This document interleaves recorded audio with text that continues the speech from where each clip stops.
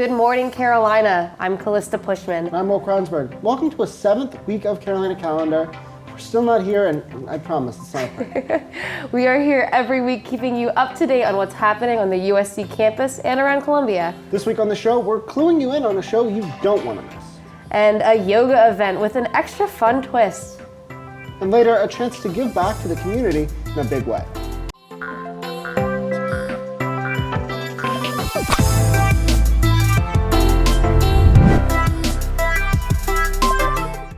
Good morning, brand new co-host. There's something going on this weekend, right? Believe it or not, there is, yes. Clue on Stage started last night and continues tonight and tomorrow from 8 p.m. to 10 p.m. Now, just like the board game and the movie, characters are trying to figure out who killed the dinner party host. Located at Chapin Firehouse, tickets are $16 now or $18 at the door if it's a little late and it's a last-minute night out. Now, sounds pretty fun. My family, we're big board game people. Admittedly, we didn't play a lot of Clue, though. I have seen the movie.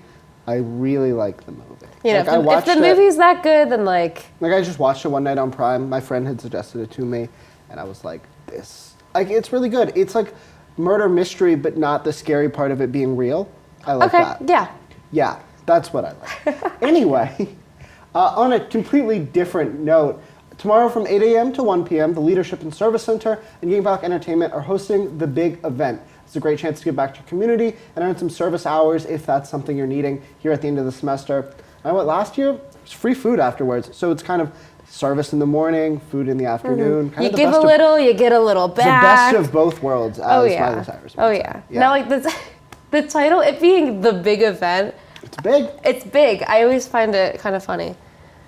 Anyways, pivoting once again, Goat Yoga is back. It goes from 7 p.m. to 10 p.m. on Davis Field on Thursday, 4-7, April 7th. You must sign up on Sign Up Genius to attend it. I'm telling you, it is competitive to try to get a spot with Goat Yoga. I went last year after like 3 attempts to get in. Definitely worth it, I would say. Yeah, I'm surprised this is the first time we've gotten to talk about it this semester because I know it's been a huge thing. The whole time I've been here, I keep hearing about it. Calista, would you say, for the pun's sake, that it's the greatest Gamecock entertainment event of all time? I would. Okay. It's pretty good. Yeah, that was a good pun. That was impressive. Well, on the opposite side of things, I know it's April Fool's and, all that fun stuff, but to have a serious discussion, that's something that occurred with Gamecock Entertainment. We talk about, all the good events every week, but last night and really this week, saw something that kind of worried me. I mean, The Lion King has been huge all week here in Colombia, and I'm all for that. Last night, their Thursday After Dark event, they were giving out tickets to a showing of The Lion King. The line got so long and rowdy that they basically gave out all the tickets before 5:30. I know personally we were in class when we saw this, and I really feel for all those students who were planning to get there maybe 6 or right after they got out of class, and suddenly, because of the antics of somebody else, they didn't have the opportunity, and I just really want to make sure that these stay fun and inclusive for the whole student body. Yeah, of course. The big purpose is that it's giving students opportunities to experience not just campus, but Colombia. This has been a really, really big event in Colombia, and it's definitely a shame to see probably so many students getting snubbed. Yeah, absolutely. And then, we had the petting zoo the other day, which I thought was a great opportunity. So many fun animals on campus. But yesterday was just a little bit of a letdown, so I hope that everybody who wants to still gets to see the show in some way. I know it's here for a little bit longer, so I hope it all works out. Now coming up, we're talking about the semester that is, and will soon be wrapping up here at the University of South Carolina. Welcome back. Calista, we're in April. It's so crazy to think that we're almost 3 months into the semester. Finals are in basically 3 weeks. What was your biggest takeaway from the semester? Yeah, biggest takeaway is it flew by so quick, and for a million reasons. But I think one of the biggest things that I've experienced is really a marriage between what I've been learning here at SGTD and student media, and finally what I'm learning in classes. If anyone's unfamiliar with how the broadcast track works, as well myself are in it. basically, like once you enter like your like upper division classes, which Will and I just started, is when you really get to start to like mess with cameras, start like doing actual like programming type things, start getting to like, you know, film things and be a reporter. So it's been really exciting. All of that excitement and all of that like using the knowledge that I already know and learning all this new stuff. It's just made everything fly by in the best way. Yeah, I mean, the first 3 semesters that we were here, I think it was a lot of exposition, a lot of like learning the principles and the basics of journalism and how media interacts with society. That's literally a class. It's literally a class, yeah. It's the first class too. But I think that over that time, you just build up so much of a desire to like actually get out and do journalism, which I think student media and SGTV are amazing for. But yeah, getting to see that, where they mesh, like the things that we already know that we've brought in that will really help us, but also refining some of those skills and learning a little bit more about maybe how to edit audio or like the best ways to utilize a software like Adobe Premiere. So I think there's like a really good balance between student media being super effective, at least for us clearly, and also, you know, so much to learn still in the journalism school. Agreed. Yeah, it's just been a good semester. It's been a really great semester to see how far we've come as individuals, how far the station has come, and I'm looking forward to see where we go next. Absolutely. Anything in particular you're looking forward to for next semester, Calista? Anything in particular? Yes, next semester, Calista will see, I don't know, just say something that doesn't involve my name. So that doesn't involve, I'm being put on the spot here, guys. I am excited for not summer. I'm excited for not summer weather. I'm excited for not allergies. I mean, as we know, my voice last week disappeared tragically. Really? I don't remember that. We're back though. So I'm looking forward to some better weather, some new classes, a new mix of things. Again, as you go further in your college career, I feel like all the classes you get to take actually like agree with what you're really, really passionate about. Like I'm taking some really cool courses, like science fiction literature is gonna be really cool. I'm an English minor, so I get to do a lot of lit classes. And again, more delving deeper into that journalism track. But at the same time, we'll still have this. We will. still have SGTV, We will. hopefully Carolina Calendar, and so much fun. Yeah. Well, coming up, a look at your weather for the weekend in Colombia. Stay tuned. Welcome back. Spring is here, and I think it's for real this time, since we are in April, you know? Yeah. Now the week of highs are all in the 70s except Wednesday when we could dip into the 80s. And rain should stay away until at least Tuesday. And as the days are getting longer, April's a great opportunity to enjoy everything the Palmetto State has to offer before it turns into something more akin to Dante's Inferno.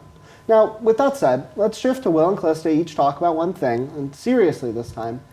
I'm going to change things up. I do encourage you to watch the Final Four tomorrow night and cheer on Gamecock women's basketball, as we have been all month, but today I want to talk about National Hug a News Person Day. It's on Monday, April 4th, just in case you forgot what day Monday is. And I know this sounds kind of selfish, because I guess you could call us news people, but I think National Hug a News Person Day is great, because journalism is such a high-pressure career.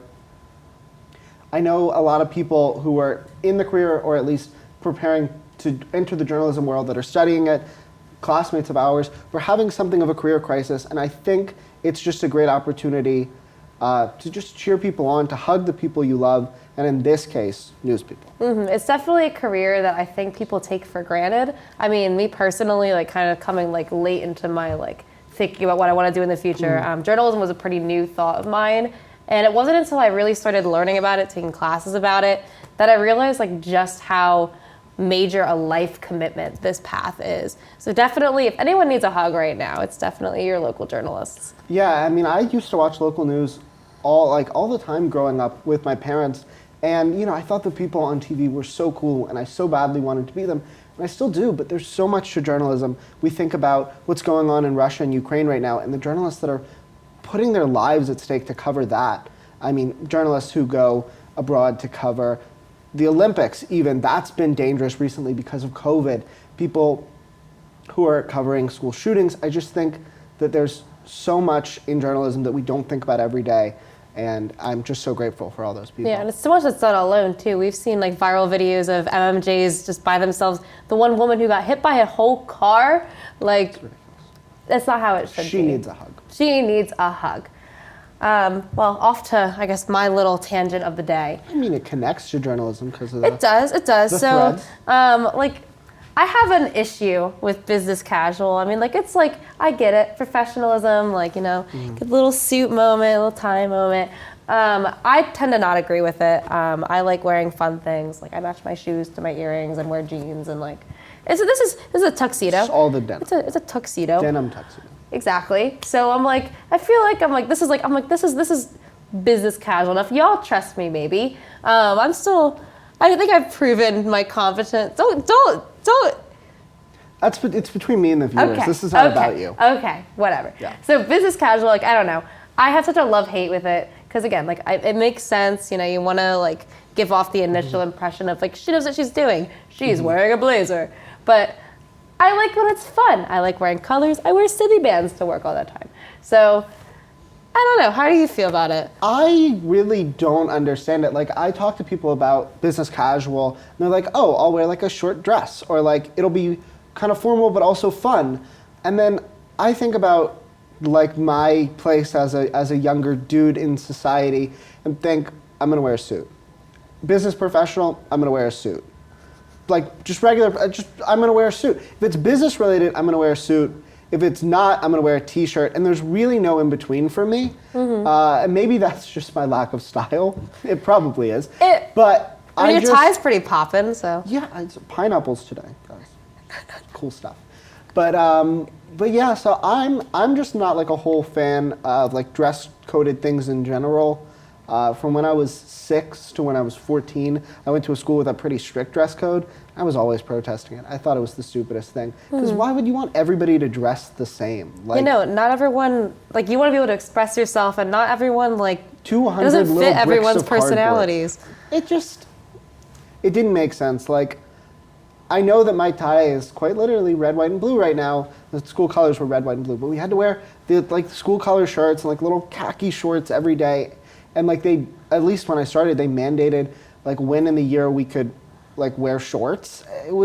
It's silly. It was really silly, and like, yeah, like I said, we were all like 200 little bricks of cardboard, and it just didn't make sense to me. So I think let people dress how they want.